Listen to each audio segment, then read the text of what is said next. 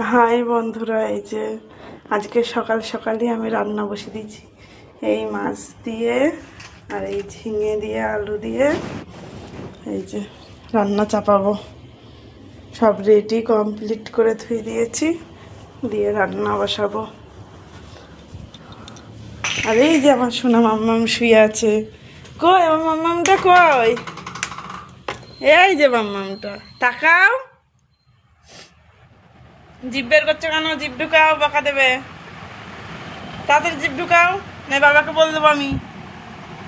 টুকি, আমি রান্না করবো, হ্যাঁ? তুমি শুয়ে থাকো চুপ করে, হ্যাঁ? টাটা মাম্মাম। কই?